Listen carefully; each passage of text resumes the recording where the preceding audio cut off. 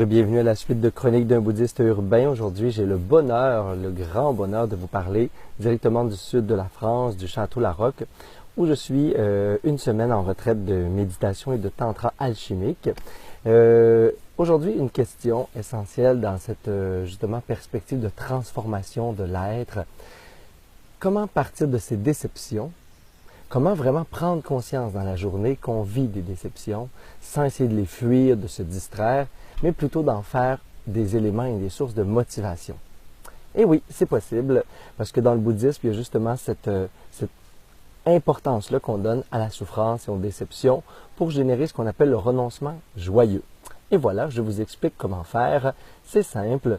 Dans la journée, au lieu de se griser avec toujours de la nouveauté, de la distraction, de l'agitation mentale, eh bien, on prend conscience que parfois, on a des attentes qui sont déçues.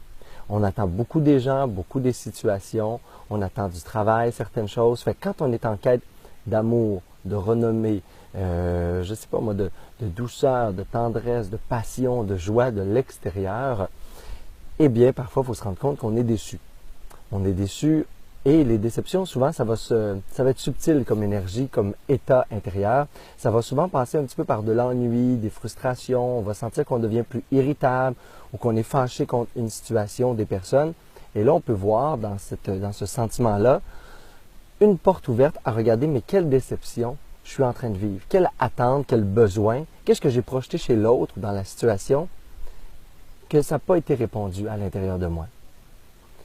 Et au lieu de retourner à nouveau, parce que c'est ça dans la vie souvent qu'on fait, on retourne à nouveau dans la situation, dans l'événement, à la personne. Et là, c'est comme si on attendait encore plus que ça allait répondre à ça, et ça ne répond toujours pas. Hein, les autres ne sont pas là nécessairement pour nous donner des compliments, pour nous donner de l'amour, ils ne sont pas toujours présents ou attentifs, ouverts pour être là en réponse à nos besoins et nos attentes. Les événements non plus. Souvent, on projette dans cet événement-là quelque chose de grandiose. On part en voyage, on s'en va faire une aventure, on s'en va faire des vacances et on va enfin se détendre et se relaxer. Et finalement, il y a des pépins, il arrive 3 millions de choses. Eh bien, c'est le temps de regarder ces déceptions-là, de regarder vraiment intérieurement quel est le besoin que je suis en train de projeter. Qu'est-ce que j'ai mis comme attente sur les autres, dans les événements. Et comment je peux me réapproprier ça? Comment je peux renoncer à trouver ça à l'extérieur et trouver ça à l'intérieur. Fait que si j'ai un besoin de tendresse, de douceur, de me détendre, eh bien, je regarde comment moi, je peux créer à l'intérieur un contexte de détente, me relaxer, me redonner de la douceur et de la tendresse. Et c'est ainsi de suite pour tout. J'ai besoin de joie à l'extérieur, de me régénérer.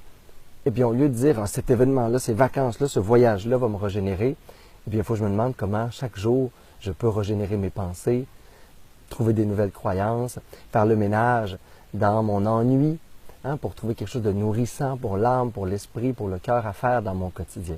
Alors voilà, des petits exemples pour vous aider à transformer vos déceptions en source d'inspiration et de motivation. Namasté tout le monde!